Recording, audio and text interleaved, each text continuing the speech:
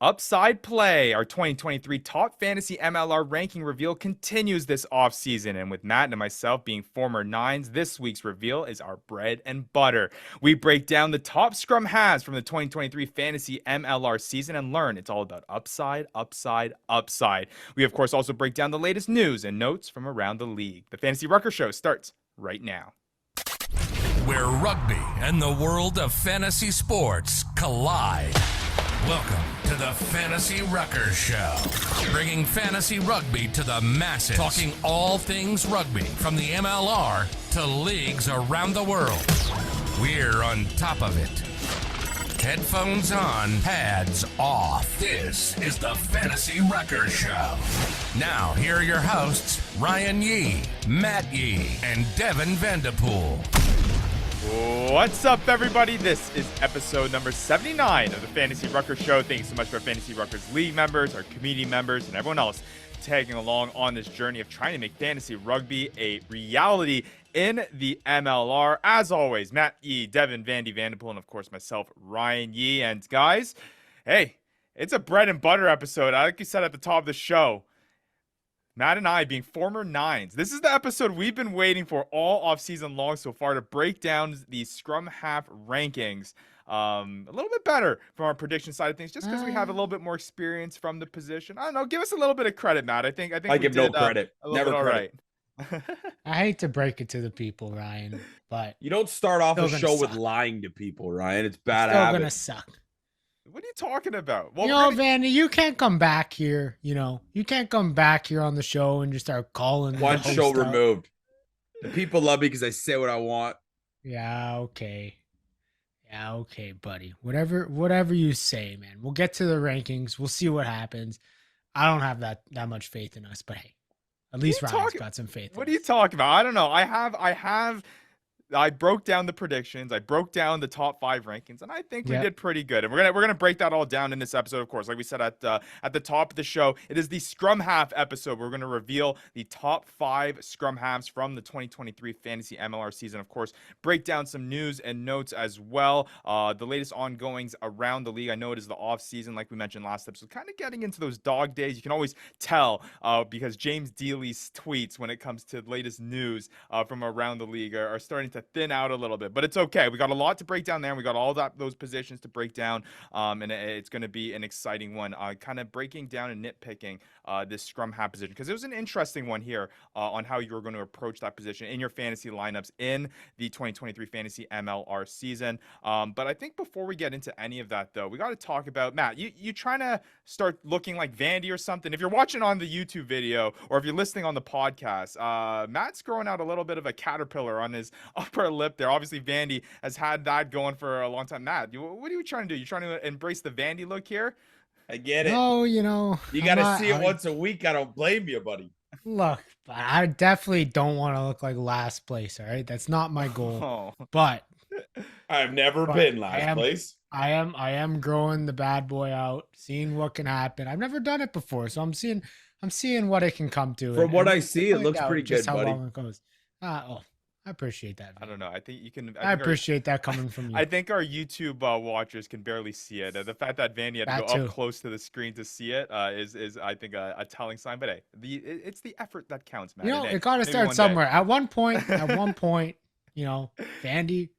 had to go through these growing pains with the hair on the top of his head. Yeah. Now, buddy, it's still not there. I don't think it's ever coming back, no matter how long I wait.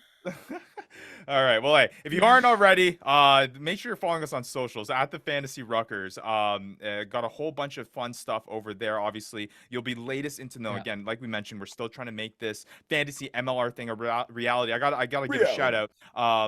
There was an article posted on the Rugby Network talking about how fantasy rugby implemented in the MLR was kind of an iffy one. It sucked, Ryan. It sucked. We don't have to beat around the bush here. They try to make me pay for cards.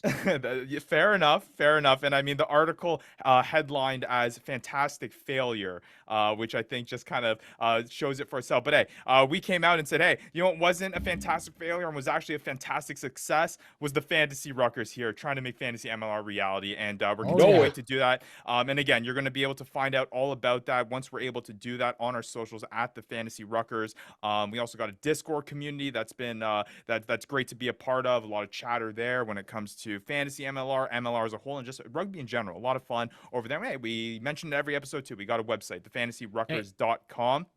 Check out all the stats up there, the fantasy stats, how the 2023 season all shook out when it comes to a fantasy perspective, when it comes from a numbers perspective. If you're just an MLR junkie, it's a great place to start and eat up your time here in the off season as we continue to count down the days, even though it's still early in the off season, count down the days to the 2024 season. And that chat's about to pick up. We're getting into the Rugby World Cup. All right. I'm going to start getting a little loud in there. You want to find a group that wants to talk about rugby and the Rugby World Cup and all the drama that goes with it? Or if you just want to make fun of Matt. Yeah, that's too. Well, it's fine. I mean, you're starting to see a lot of the. I saw the post with Japan arriving in France for the Rugby World Cup. It's an exciting time here for international rugby. Obviously, Matt and myself rocking the international kit. Matt, you got the All Blacks jersey going. I reluctantly have my Wales quarter zip going here. If you're listening on the podcast, but we're just excited for some international rugby, and of course, there is some MLR representation there as well in the World Cup. So it'll be fun to watch that all, and of course, that will be definitely a talking point both in the community Discord and here on the Fantasy Ruckers show as we get closer and closer to the 2024 Rugby World Cup. But like always, hey, let's get into it first before we get into the Scrum Half top 5 breakdown. Let's get right into some news and notes and to kind of shift gears to kind of a more sadder news. It's really hard to kind of say this in the right way just because of how big of an impact he had, not only for the club that he was such a big part of and such a big part of starting, but also just a part of the growth of Major League Rugby. It was announced last week that Bill Webb, the president of the Toronto Arrows, passed away due to an illness that he was fighting. Really sad news because obviously Bill was a fantastic part of the Toronto Arrows, how they all started, and was a major part right up to this point in terms of growing rugby, not only from a Torontonian perspective, I should say, but also just from a Canadian perspective. He was very instrumental. He was passionate about it, you could tell, and he's a big loss for the rugby community, especially in Canada and in Toronto. Yeah, and I mean, when you think about the Arrows, you just automatically think about Bill Webb. The guy has been with them, really from the start, and he is the reason why the Arrows are the Arrows that they are today, and the reason why the Arrows are kind of the representation of Canada when it comes to professional rugby. But yeah, sad news. Sending out lots of love to the family. I know both of his sons, I think, play in the age grade sides for Canada. So yeah, they're probably going through a tough time, but yeah, it's sad news to hear. Yeah, and a message from the Toronto Arrows coming out. Bill was our trailblazer, the father of the Toronto Arrows. He was widely respected and admired for his passion, his vision, and his leadership. Again, just a huge loss for not only the Toronto Arrows, but rugby as a whole when it comes to that sport in Canada. So, yeah, our condolences to the Webb family. I should note this out as well. They had mentioned in their statement that in lieu of flowers, the Webb family respectfully requests a donation be made in memory of Bill to a foundation that, Matt, you donated to with your winnings from the past Fantasy MLR season, the Toronto Intercity Rugby Foundation Turf. They also mentioned the Canadian Cancer Society as well, or True Patriot Love. So make your contributions there if you can, just to show your condolences to the Webb family and what Bill Webb really meant to rugby as a whole in Canada and in Toronto, and honestly, in Major League Rugby as a whole, because he was one of the obviously original members in terms of creating these teams. Toronto has been a part of it since the beginning. So again, just condolences to the Webb family. But all right, let's get into some more roster news. Obviously, we might be in the off season, but still, teams are making moves. Teams are trying to establish what they're going to put out on the pitch in this 2024 season. And it's been quite a busy one here for the off season. A couple moves. I would say the biggest team or the most active team here being the Dallas Jackals. They're making trades. They're signing players. The most recent one being the signing of Welsh flanker Ben Fry for the 2024 season. He's a 24-year-old former Wales U20 player. He comes from overseas from the Dragons RFC. And again, I think this is a great signing for the Dallas Jackals in terms of getting some international, skill here into their side as they continue to develop and make those next steps in their franchise here to continue improving. Yeah, a bit surprising that it's not another South American that's coming to the Dallas Jackals, but hey, I think it's a great pickup for them. They just lose Conrado Rura. Mm-hmm. They just lose Conrado Rura. They pick up another flanker, young guy, 24 years old, coming from the professional team Newport Dragons in the URC. And I think captained U20 Wales at one point, so should be a good pickup for them. Honestly, I think that he'll probably have some fantasy relevance coming into this upcoming season. So yeah.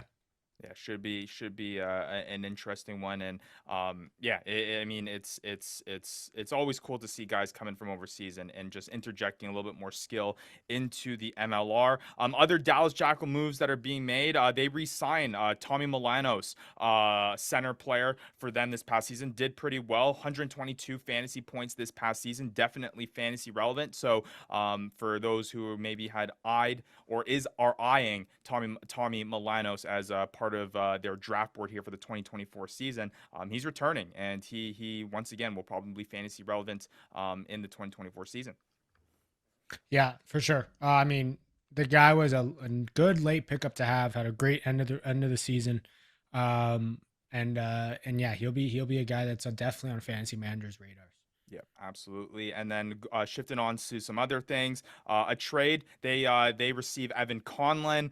They trade away a 3rd-round pick to the to be named LA team that will be coming in. So that will be they'll be interesting there. Another one, Mitch Eady going overseas to Edinburgh as part of the URC. I believe it's pronounced Edinburgh.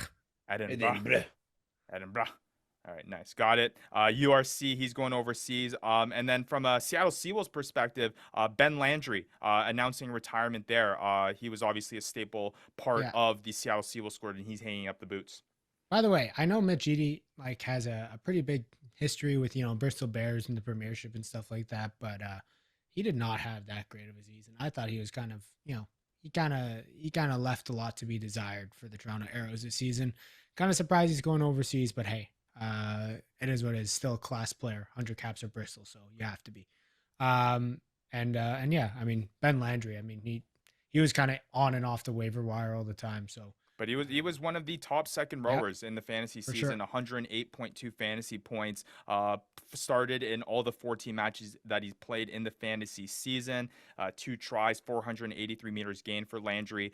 So again, there's boots to be filled there with his departure in Seattle, which will definitely make things interesting to see who's going to get that opportunity. And the latest move here, the to be named LA team. I guess we'll keep on saying that until pick a name until they come out with a little bit more information. I know there's still questions swirling around on social media, on Reddit about any more information that might be coming with this relocation of Rugby Atlanta. But hey, this LA team acquires Yuri Van Vuren from the Utah Warriors for salary cap consideration. So obviously heading into the season, Yuri Van Vuren had a lot of expectations. We had him on our top 5. A little bit of disappointing performance from a fantasy perspective, only 57.8 fantasy points. We broke it down in the previous episodes, but we'll see what he's able to do on this LA squad.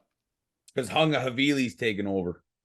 Yeah, I mean, I was gonna say exactly to that point. He just didn't get the game time this year, so I'm not surprised that he probably said, "Hey, I'm looking somewhere else," and the Utah Warriors just wanted to make sure that they could get something out of it and give it away to the LA Filtinis, the fake Giltinis or something like that. The And again, I Philippines. think we're starting to realize that I think there is a heavy value as we start to navigate, as we see more trades continue to go through, throughout the course of us doing this fantasy Rucker show. We're starting to understand kind of the value in these trades, and it seems like Yeah. What is the value of what cap is it? well, what consideration? all What I'm is it? saying, I'm saying in this one is that it sounds like salary cap considerations do have See, I don't a know little about that. I think this is like Yuri Van Buren saying, "Hey, look, I don't want to come back. Telling you, You have the rights to me, but tax send me to another write-offs. team." And Utah is saying, "All right, well, we'll send you over there, and what we'll get is some salary cap considerations." These owners are using these players as tax write-offs. Probably. No kidding. No, it's kind of similar to the whole MLB thing where you trade a player for your future money considerations or just a lump sum of cash. But I guess we're Like the slowly old figuring it out. Spider-Man cartoons. They just come in with the brown bag with the dollar sign on it. And Yeah, exactly. But yeah, interesting stuff there. From a roster moves perspective, that about wraps it up. But Matt, you do have a little bit of stuff you want to talk about when it comes to the NPC Bunnings Cup. Well, I have to bring it up because the Manawa 2 turbos are basically just a bunch of New England Free Jacks and then Johan Mums. So like I have to bring it up because they made history last week. I mean, 70 years, I think it was the last time that they beat Auckland at Eden Park. And they did it. And they did it with a lot of contribution from a lot of the MLR guys. Q ended up playing, I think, a full 80 because the hooker got hurt or they had some front row injuries. Cole Keith ended up playing, I think, 60. Poland was out there. Bodine Walker came off the bench. I mean, he got gassed by one of the Auckland guys, but it is what it is. And I mean, a lot of contributions from the MLR into an historic win for Manawatu Turbos. I want to pull up the tape because I'm pretty sure last episode you were not too confident in this turbo side, I should say, or the Manawatu hey, Free flip Jacks. flops. This is true. No. I mean, look, they're still out. They're not doing that great in the competition, but they made it one historic win. Good for them. Well, actually, they won again in the next week too. So Slade McDowell was a big part of that win. Well, there you go. They heard you, man. They're trying to prove you wrong there. But yeah. And again, when it comes to NBC Bunnings Cup, just really cool to see Major League Rugby representation over there. Again, should not really have an impact when it comes to these players coming back to the MLR. We say this, I feel like almost every single episode. So hey, Alatimu shaved his head and it's not blonde anymore. I couldn't recognize him. I didn't know who he was. And then they said Alatimu. I was like, oh, he's here still. It's going to make him faster. That's the extra speed he needs at his age to compete with Jordan Chait on that starting roster. He did gas a guy. I believe it. There you go. But yeah, so just keep in mind that all these guys should be back for the 2024 season and making a fantasy impact. So not if they play too well. No, yeah, not if they play too well. But no need to scratch those guys off your draft board just yet for the 2024 season. But all right, well, we're still got ways away from 2024. We still got to talk about 2023, and we've been breaking down position by position the top 5 players. And we're going to continue to do that here. And this time we finally, Matt, get to our expertise. Matt, I know, or Vandy, I know you have an affinity towards the big boys, and you enjoyed breaking down some of those guys over the course of the past month or so. But this is where we get into the tasty stuff, and we got to open it up with I would say no bias at all, right, Matt? As us the guys who get the glory and don't do the work. Yeah, you're learning, Vandy. You're learning. That's right. No, the Nines are the exception to that. That's true. Yeah, we do hide behind the big boys, but we don't get any glory. And we do all the work. Yeah, it's a lot of running around. But yeah, Matt and myself as former Nines, we're gonna have a lot of fun breaking down this top 5. And it was an interesting top 5 as we started getting into it. I mean, I think the biggest thing, and we're gonna break it more down once we start getting into kind of the reveal of these players. But what I'm understanding as we have been starting to go through these top 5 position breakdowns is what these certain positions as a whole, not just from the top end, but just as a whole, bring to the table from a fantasy perspective. And I think this is only going to provide more clarity for how fantasy managers approach their draft, approach their team build for upcoming years, especially in 2024. And I think that's something that's been really evident, and you're going to, I think, find that out here in this Scrum Half breakdown as well. So let's bring it up. The top 5 Scrum Halves from the 2023 Fantasy MLR season are now on your screen. If you're watching on the YouTube, if you're listening on the podcast, let me list it out for you. Number 1 J.P. Smith of the Seattle Seawolves coming in at 108 points. Ross Brody coming at number 2 for the Toronto Arrows at 107.2, so not too far behind. Richard Judd, I know, Matt, he was a favorite of yours, coming at the number 3 spot for the San Diego Legion, 105.7 points. Got a little bit of a drop off here. You got John Poland at 4 for the New England Free Jacks with 91.2 fantasy points, and then Danny Tusitala for Old Glory DC with 90.9. So overall thoughts when you see this top 5, guys, what's kind of your inkling? Is this what you kind of expected, these types of names here in our top 5? Obviously, we're going to have our prediction segment to see whether or not we put pen to paper in our expectation, but just overall, a reaction to seeing these names here on our top 5 list for 2023. Well, I mean, before the season started, when I drafted Luke Campbell, I expect to see his name up there, but Nola doesn't seem to be able to figure out how to play one guy. You know, hey buddy, you tried don't play so the hot hand. You tried so hard to take him away from me, but I had so many plans in the back of my pocket, just pulling them out left and right, and you didn't even know which one you were going to take. There's 6 scrum half he was. Notice I was not on that list. Notice I was he not was on the the top list. scrum. He was the top scrum half of 2023. Top scrum half. No, I don't think so. I don't see his name here on the list, Matt. Yeah. Something did happen. You had the intention, but I don't think it was there. But yeah, overall reaction. What do you think, Matt? Yeah, I think when you look at this list, one, the scrum halves are the front rows of the backs. Sure. You look at the point scoring, what a joke. I mean, the scrum halves, we don't get any points, we don't get any love in our own league, Ryan. What a joke. Well, I can't control it. What do you mean, what a joke? I can't control it. I can't control it. You got to tell them to play better. Start giving out some points for passes. You know what they should do? Give points for stomps in the ruck or something like that. Change the scrum half to position to the guy who needs a water break. Yeah, there we go. But no, the real takeaway though here is, I mean, you look at the top 5, and the one thing that stands out is Tusitala sitting at number 5. I mean, with the season he had last year, the season he had last year, and you'll see our predictions, but the season he had last year is like, you expected number 1 from him just to the fact that his offensive abilities were next level compared to the likes of JP Smith, Ross Brody, and John Poland last year. So he was just a surprise, even though 5 is definitely an admirable spot. It's just, you expected to see him at tier 1, and then everybody else. Yeah. And we'll get into Danny Tusitala, what he did last season, why he was ranked so highly going into it, and where he was drafted. Why the draft capital was so high on him as well. But let's start off with number 1. All right, JP Smith, the Seattle Seawolves 9, again, 108 fantasy points. Incredible season, and you were quite happy if you had JP Smith on your team, especially at that 9 slot, like you said, Matt, kind of the front rows of the back position, really not giving you that high ceiling of points, but the advantage that you had when you had a guy that was able to produce you so much more points than other 9 positions. You can even argue it was more than the front row position, just because there was such a heavy drop off from this top 5, especially from the tops of JP Smith to kind of those middle tier 9s. It was a huge weekly advantage, and he was able to do it in all facets of the game. I mean, 3 tries, 319 meters gained, 112 tackles, the big one, 13 try assists, the most try assists among all 9s in our fantasy pool.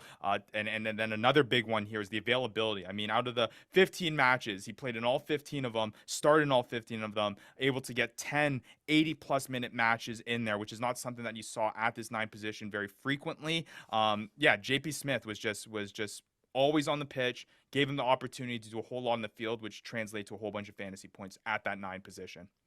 Yeah, and I mean, you look at, Vandy brought up Luke Campbell saying they didn't know which 9 to play, or Luke Campbell was hurt or didn't end up playing all the games. But you look at all these top 5 guys, there's one guy that stands out as starting 15 and playing 15. You look at every guy down the list, they never started, they never played all 15 games. Even when you look at Tusitala, he only ended up playing 14 or starting 14. But for me, JP Smith is kind of the stereotypical, prototypical bigger 9, racking up the tackles, racking up the try assists, not necessarily a guy who's going to get it to you with the meters gained or the tries, but a guy that's going to get you the points by doing all the stuff that you expect from 9s. And the fact that he's available for the entire season, and that he's a for sure start for the Seawolves, that just adds that a little bit of insurance for him. And something that you're gonna kind of start to realize here as we start going through these 9 positions, when you look at it and you go to the fantasyruckers.com and you check out these players and what they were able to do on a weekly basis, the volatility from this 9 position was a whole bunch. There'd be a whole lot of weeks where the 9 position for you was getting, less than 5 points, less than 4 points. And it was very rare that they were, on a consistent basis getting you in those closer to double-digit scores. But the thing that separates, I think, these 9s that are on this top 5 list, especially in JP Smith's case, is their ability, their ceiling to get you those double-digit performances, to approach on 15-point performances, 18-point performances. And JP Smith was able to do that 5 times this season, 5 double-digit performances here for JP, which is solid. I mean, when you can have that ability and be able to get that, I should say 3 double-digit fantasy point performances. Nice counting. Yeah, nice counting there. But anyways, still a high ceiling there for you to get those number of points, which is not something that you see from a 9 all the time. I mean, a 9 getting 18 fantasy points, you're very likely to win that week if you have JP Smith at that 9 position in your fantasy starting lineup when he produces you like that, just because scrum half is such a low position in terms of fantasy production. He was kind of that outlier there that had that ability to do that because of his involvement, because of him being on the field. He may not have been able to score tries every single week, but when he did, it really pushed those weeks where he was contributing from the try assist perspective, when he was getting some meters gained there, and he was getting that 80+ minute bonus point. It just gave you that much higher of a point total there when he was able to find that try line and score a few extra points. Yeah. And I mean, for scrum halves, it's like, as long as they play, as long as they get out there, you just hope that they're there and they have a chance. Yeah, I like that. That was the thing about the position. You look at the top 5, it was almost hard to, I guess, in fantasy, like chase the points. You know what I mean? After a big thing, you drop Fab, you do all that, and you notice between Ross Brody, Richard Judd, Poland, JP Smith, all those guys, they'd follow up a very good week with like a very mediocre week. It's just a position, like you just said, Matt. You kind of start, you hope for the best, but you don't really chase the points. You almost hope to get ahead of them, Like I said at the top of the show, I think the scrum half position, which we're going to learn here throughout this episode, is that it's an upside position, right? There's very few guys that are going to give you that upside. These top 5 guys, JP Smith especially, is going to give you that upside, which is what you're searching for, like you said, Vandy. Let's get to 2. You mentioned him, Vandy. Ross Brody for the Toronto Arrows, just behind JP Smith, 107.2. He was able to do it in a little bit different way, though. 6 tries on the season for the 9 position. That's pretty good stuff. 460 meters gained. He was the only scrum half that was able to rack up a triple-digit meters gained performance. Again, we're talking about upside. Ross Brody has that ability. I know that a lot of that probably came from a big scoring play and things like that, but not many 9s have that ability or have that athleticism to be able to do that. 3 try assists. Again, pretty available. Started 12 of the 14 matches that he appeared in. Pretty solid stuff for the 2023 season for Ross Brody. Yeah, and Ross, it's surprising to see him up here just because of the way that the team performed. Usually, you look at all the other guys on this list. It's like Old Glory DC had a pretty decent season. New England Free Jacks, obviously the champion. San Diego Legion, the finalist, right? And you look at Seattle Seawolves. These 9s are coming from try-scoring teams and offensive teams and guys that are good teams. And you look at Ross Brody sitting up here. I think it's impressive to see him, and he's always been that. Ever since we've seen him kind of blow up in the league, he's always been that threat to score, whether that's off a quick tap, whether that's off a snipe off the side of a ruck. He's always been that guy, and that's just the type of game he plays, and it helps out in fantasy. Yeah, 4 double-digit fantasy performances on the season, even more than JP Smith. Just couldn't keep up from that try assist perspective, which really was a difference. But you'd argue, I mean, you can't do anything when your team scores like 4 tries on the season. I mean, it's true. It's true. So I honestly, you could flip-flop JP Smith, Ross Brody, at least if you were to extrapolate this out. I think they're very close in terms of being, from a fantasy perspective, the top 9s that you want there. But a guy that we also need to mention here to kind of throw into that mix is Richard Judd. And he was kind of a surprise this season.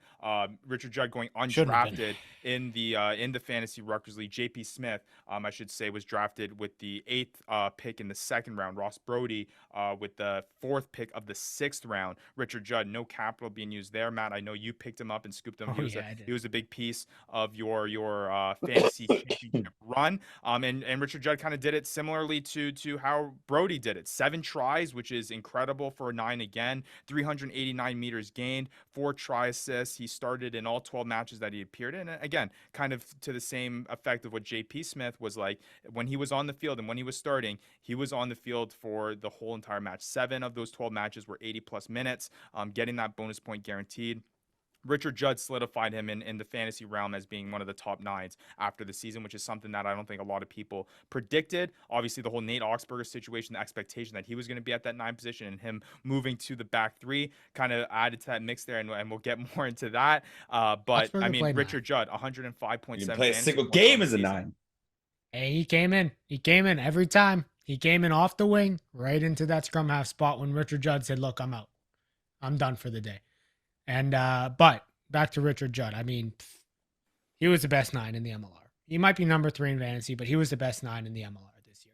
I think if he played, get out of here. If he played 15 games, I mean, what's that gap? 3 points, 2.3 points.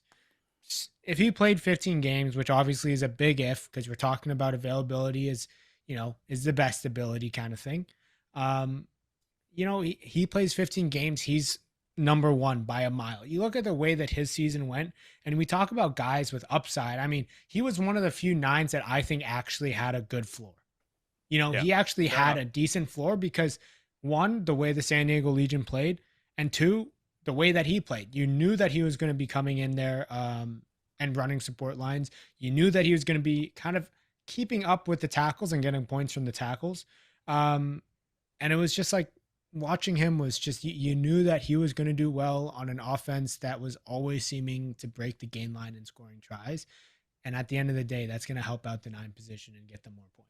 Yeah, 6 double-digit fantasy performances out of those 12, which is pretty incredible. And you talk about floor, Matt. Only 3 of the matches there did he score below 3 points. Every other match, he was at least scoring above 5, which is, I think, pretty solid for the 9 position. And again, half of those matches were double-digit performances, which is solid. And again, you extrapolate that out to 15 matches if he could, keep up with the availability of JP Smith. We're talking about Richard Judd as being the best fantasy 9 in 2023. I agree with you. I think he was the best 9 when it comes just to rugby perspective as a whole in Major League Rugby. So, he was a benefactor to how the Legion did. Whatever. Yeah. So again, those top 3 guys, when I think about it though, those top 3 guys, I think were tier 1. Tier 1. I think you would be happy if you had selected any of those guys in whatever order. You were content with kind of having those guys, and that those guys are going to be those top 9s there. This is where kind of the drop off starts to begin with this 4 and 5 position in our top 5. We shift on over to number 4 with John Poland as part of the New England Free Jacks. 91.2 fantasy points. Still solid. Availability was part of it. Yeah. Started in 11 of the matches that he played in. Still was able to score a whole bunch of tries, 6 tries, 347 meters gained, 6 try assists. John Poland still adequate for the New England Free Jacks. Just the 80-minute plus wasn't there all the time, so he wasn't getting you those bonus points consistently. Here on and here out, but. Nonetheless, though, he had that ability, though, like I said, which you're going to see in this top 5, that ability to score double-digit fantasy points. Did that in 5 of the matches that he played in this season, had that ceiling. And again, you could argue that his floor wasn't that low, too, but just his availability, only 4 less matches than JP Smith could contribute to that, him being, 15 points lower. And you'd be maybe talking about him being in that tier 1. But again, John Poland, though, still solid at the 9 position coming at 4.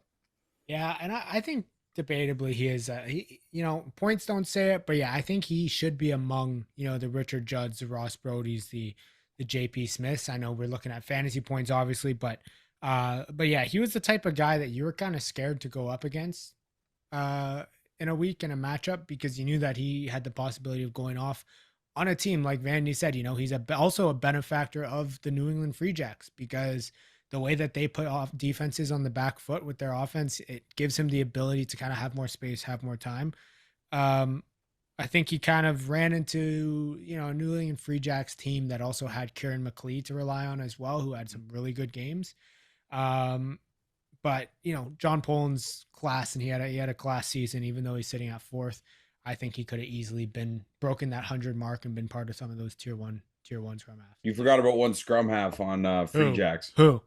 Holden Who? Yogurt, baby. Oh my The god. yogurt.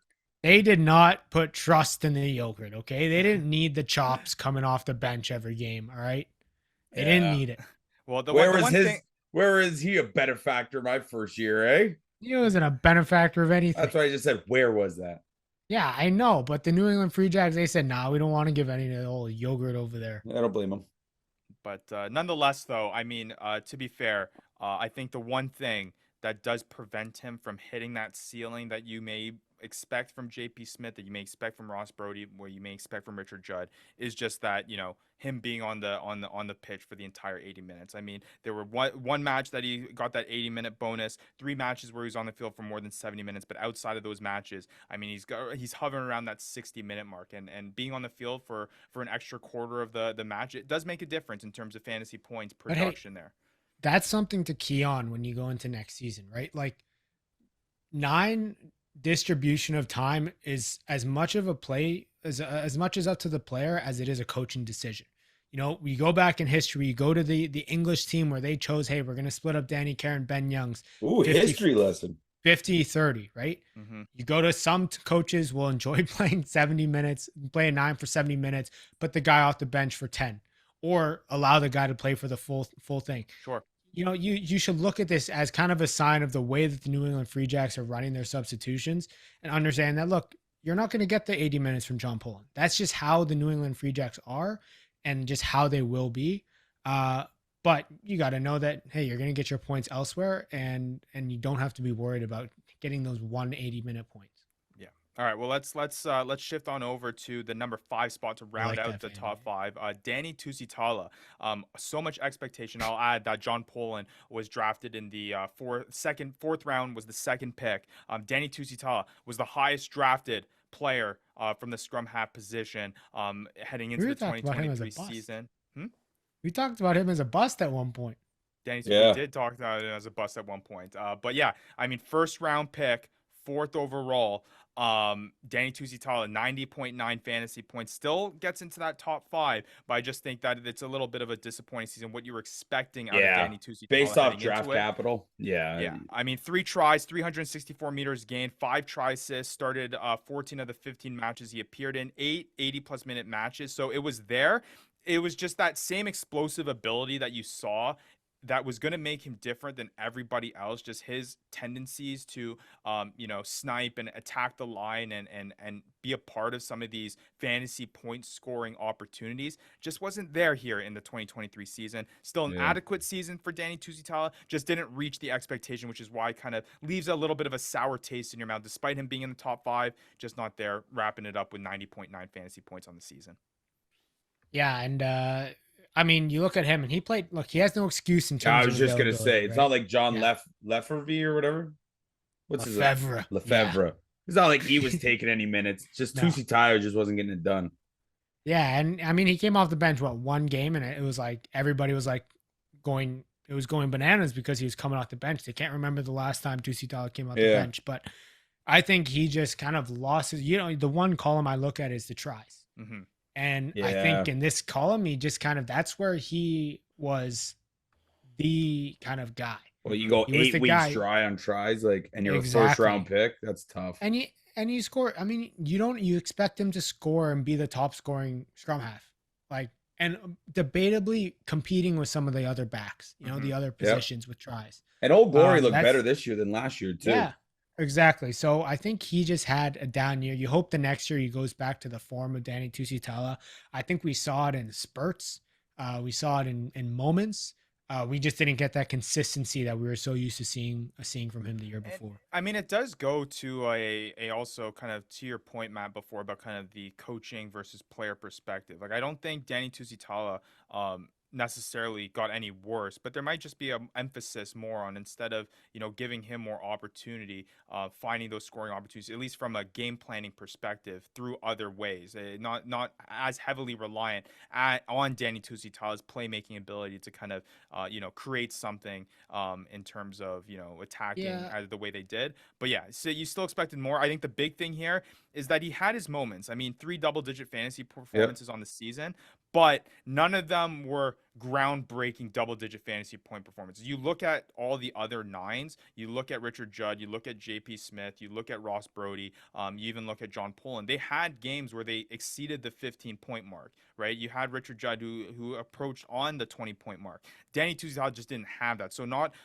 in addition to having a low floor of him this season, you also didn't get that high ceiling, which is again why you kind of are left with this sour taste in your mouth with him being at that 5 position. And then it kind of lends itself to the conversation of, at least in my perspective, after breaking down this top 5 and seeing the way that the 9 positions shook out, at least from the fantasy world, I would not spend high draft capital on this 9 position. If it falls to you in that Yeah. in the right spot, in the right place, then hey, you take the guy. If JP Smith is there for you, if Richard Judd is there for you, then you want to snag that.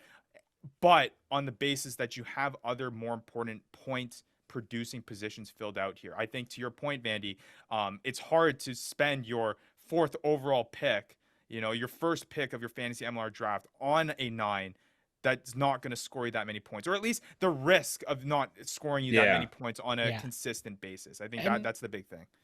Yeah, but I think, like, I think there was something to be said about having a 9 that could put up points. Like, it was something that only 3 or 4 teams in our league had, right? Yeah, but then you could get like some guys like even Connor McLeod on Utah at the second half of the season. Weeks, right? He came off like, Luke Campbell had weeks. Just I'm talking outside of the top 5, like. Carlo Denician also had his weeks as well. Yeah. Now I will say, but it's just impossible to chase these guys for points. Yeah. Right. And I mean that's what makes it interesting, though, is because, like I said, kind of at the start of our breakdown, is that when you compare, Matt, you had the comparison between the front row of the backs. Like, I think the drop off here from a points perspective is so much faster than the front row position. I mean, you look at JP Smith at 108 points as your number 1 scrum half of the fantasy 2023 season. And then you go not too far further. You go, 8 positions down to Carlo Denician, scrum half for Houston, 65.4. So he's almost scoring half the amount of points, right? True. That JP Smith is scoring, and he's still in your top 10.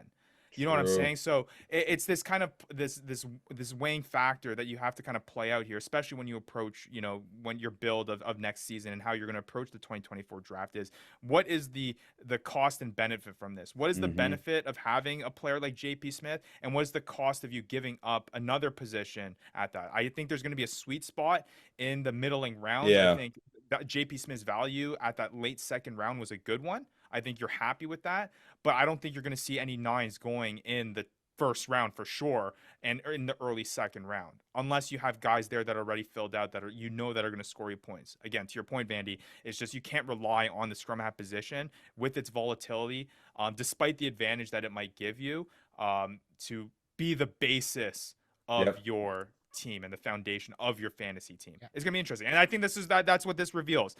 Maybe it could shake out completely differently if Danny Tusitala has a season next year about that is just so different than all the other 9s that we were expecting last year. We could be saying a completely different thing. But at least the way that 2023 shook out, that's what the scrum half position is really looking like to me. Yeah, I think the 9 is just basically you got to have your ear to the ground more. You got to look for, is there guys behind him? You're chasing minutes, and you're just trying to make sure, teams like Dallas, use 3 scrum halves. Houston used 3 scrum halves. New York or Rugby Atlanta, New York used 4. Like, there's a reason these guys didn't rank anywhere. There's 100 points in scrum halves there. They're just spread out between 3 guys. Right. And I get it. There's a fear there too, right? When you approach the drive, especially because how quick the drop off happens. Once you pass those top 5 guys, there starts to be an urgency now where it's like, crap, I don't want to be left with, trying to stream a 9 every single week. But maybe that's the one of the strategies you can take. If you don't get one of these top 5 guys, maybe you just punt the position, and that's what you do on a weekly basis. You just find a 9 that's starting, and you just hope that he's able to do something in that match. It's just that's kind of the brainstorming that this mind exercise kind of gives you as you look at this top position. But again, I think that sentiment kind of it resonates here after breaking down this ranking here with the scrum half. You guys would agree? Yeah, for sure. All right. Well, interesting stuff there. Now, what makes it more interesting is obviously if you've been following along with our 2023 fantasy offseason ranking reveal when it comes to these positions, you know that Matt and myself have not been doing too great in terms of predicting the top 5s at each position. But like we said and alluded to last episode, and like we alluded earlier in this episode, this is, I think, where it starts to turn around a little bit, at least for this position. At least for this position. Because I think, Matt, it would be tough. It would be tough to justify us being solid 9s in our playing days if we weren't at least able to do somewhat adequately enough in the position that we played in. So let's bring it up. Suck at fantasy, right? Let's bring up the predictions that we had heading into the 2023 season for our scrum halves. You can see it on your screen here if you're watching on YouTube. If you're listening on the podcast, I'll list them out for you here. My predictions heading into the season was Danny Tusitala at 1, JP Smith 2, Luke Campbell 3, Ross Brody 4, and 5 John Poland. Hey, we're seeing a little bit more of the top 5s being in our top 5s, which is a good start. Might not be in the right order, but it is there. Matt, for you. Danny Tusitala, again, you had him at 1 as well. JP Smith, same as me. Luke Campbell at 3. The one interesting one, though, is you head into the season with Nate Augsburger, the guy that you drafted, that you intended for him to be at your 9th position. 1. And he ended up not even starting at the scrum half position once all season long. Ended up being back 3. Nate Augsburger, so you see the not applicable on your ranking there, and then Ross Brody at that 5 position.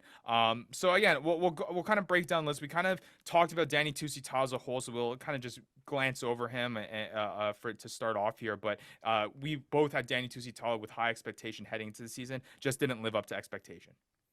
Yeah, it was hard not to put him at the top spot after last year. So yeah. Can't blame us there. Yeah. All right. JP Smith, number 2. Again, this was a guy that I think there was a little bit of a drop off. He wasn't to us, at least heading into the season, didn't have that X factor that Danny showed us that he may have in 2022, but was still consistent and still. I think it was literally, I mean, for me, I'll speak for myself, but it was literally maybe X factor is your way to put it, but like literally just try scoring ability. Right. Like try scoring upside. That's the only reason we had Tusitala over JP Smith. Sure. JP Smith, I think we knew, and if you go back to the episode, we knew was maybe the more consistent player, but we knew the upside with Tusitala was hard to pass up. Yeah. Number 3 for us, Luke Campbell. This was a tough one. Obviously, the pedigree was there. Thought he was there, boys. We thought he was going to do at the start of the season. It looked good. Nola looked somewhat all right. Yeah, but here's the thing: they couldn't decide. They couldn't. Nola came into the year saying, "Damian Stevens, you're starting. We're not gonna just rely on Luke Campbell's kind of accolades to kind of put him into the starting role." And it bit Nola, and we knew we were calling for Luke Campbell to be starting. He came in, started playing well. Nola was playing well, and then he kind of dropped off and had his ups and downs, and that probably led him to drop in the rankings at some point. Well, I remember I had Damian Stevens week 1 because I was like, wow, you might as well have them both if you're gonna have one. And he logged like 45 minutes. I don't think he got a meter in 45 minutes. A single meter in 45 minutes. No assist. Your life, no Andy. And then I'm like, all right, this man's gonna start. That's nothing but a sign. And then nope. Yeah, it's a tough one there. But again, just expectation. I think that's what it was there. Just expectation where Luke Campbell was coming from, obviously from Super Rugby. We thought that he was going to obviously have a bigger impact there. Good coaches, bad coaches. I don't know about that. Mike all right, and then Hey, I just picked the wrong Hurricane. I picked the wrong former Hurricane. I should have put Richard Judd in this spot. It is what it is. It is what it is. All right, and then speaking of Richard Judd, the guy that you thought was going to be starting in his place, Matt, is the guy you had number 4, Nate Augsburger. He is scrum half 1. I don't know. If you go on the fantasyruckers.com, you check his eligibility. Don't think he had Yeah. Started Scrum off Half as Scrum Half eligibility. eligibility. I mean, frankly, you take the first few weeks where he wasn't eligible Scrum Half, he almost gets himself in this top five. No kidding. It's pretty close. It's No pretty Brother. kidding. close. Week 1, What's he up? started back 3. Yeah, I know. But And he you had have to eligibility. start 3 games. He had Scrum Half eligibility. You got to start 3 games out of position. And he almost did. He almost cracked Scrum Half 1 by only playing 3 games in the position. Wild.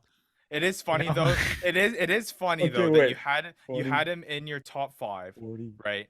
And this is the It wasn't guy that close, Van. You don't actually count it, you clown. This is the guy. This is the guy. Dude, that- he ends top 10. He ends I top know. 10 for Scrum. I know. He's right there. He does too. I mean, but that just emphasizes, right? That just emphasizes the range of point value. You go It 2 is more crazy. weeks, he's number 1. 2 more weeks, he's number 1. Dude, one more week, he almost broke top 5. It's crazy. It's crazy. But Dude, I Nate think was sick, dude. Nate was sick, and I think it played out so perfectly for you, Matt. Like It talk did.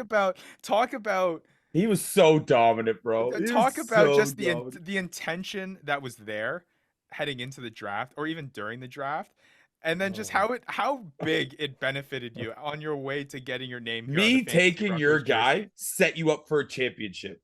Right. It was It- beautiful. it's It was true. all thanks to you, It's Van. true. It was all Matt, thanks to you. So for those But- of you who haven't been following along and wasn't around for our 2023 draft show or the breakdown of it afterwards, Matt was very high, obviously, on Luke Campbell, and he was the guy that he was gunning for as his scrum half for the 2023 draft. Vandy ends up stealing the pick. About 2 or 3 picks before, I believe. Yes, sir. Drafts Luke Campbell. Felt great. And then Matt has to panic draft, and he ends up going Nate Oxberger, who at the time I did. had the scrum half eligibility, Yes. because obviously playing 9 for the Legion last season.